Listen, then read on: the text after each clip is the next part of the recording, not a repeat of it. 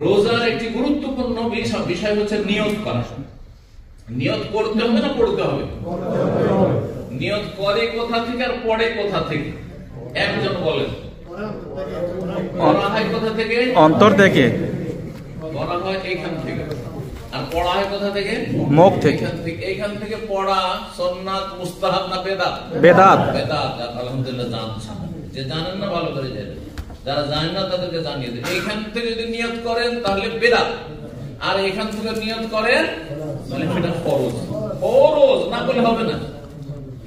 ধরেন রমজানের চাঁদ উঠে গেছে, পয়লা রমজান, আর আপনি জানতেই পারলেন না রমজান শুরু হয়েছে।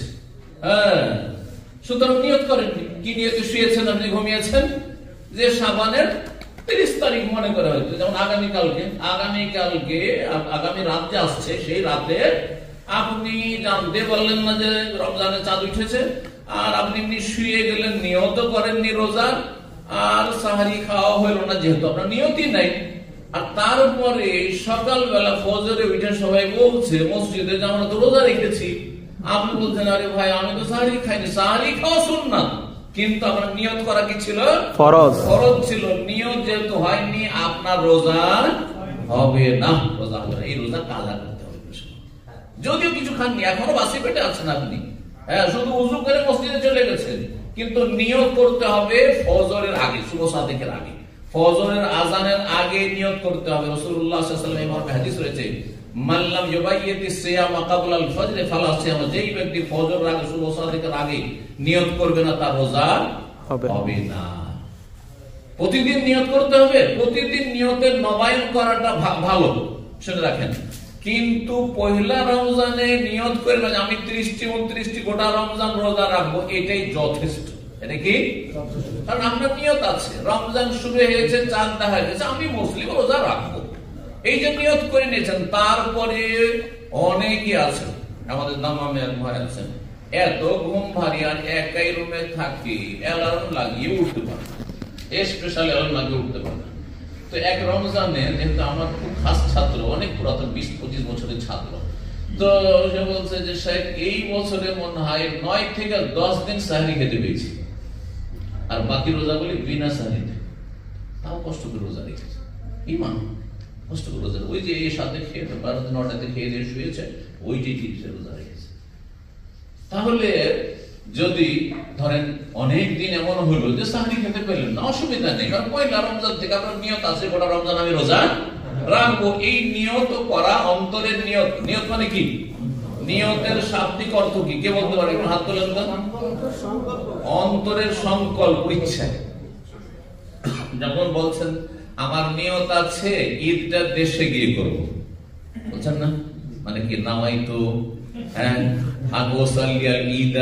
বাংলাদেশ বলেছেন নাকি?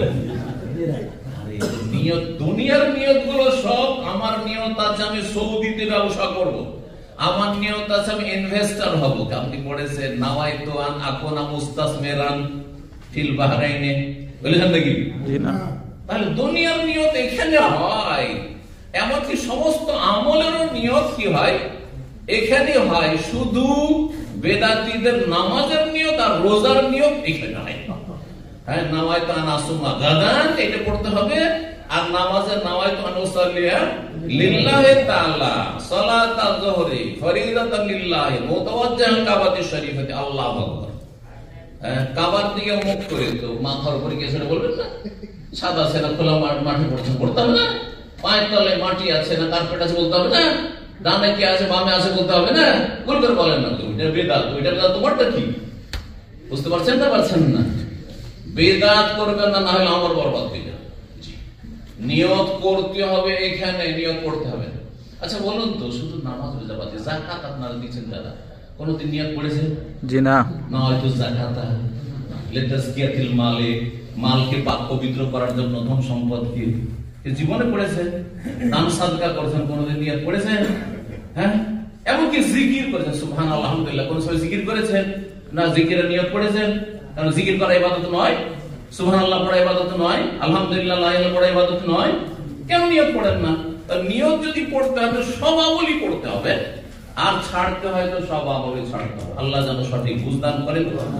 এবং ভালো আমলে তৌফিক দান করেন। এই বেদাতে আমল করে জান্নাত পাওয়া যাবে না। আল্লাহ হেফাজত করুন।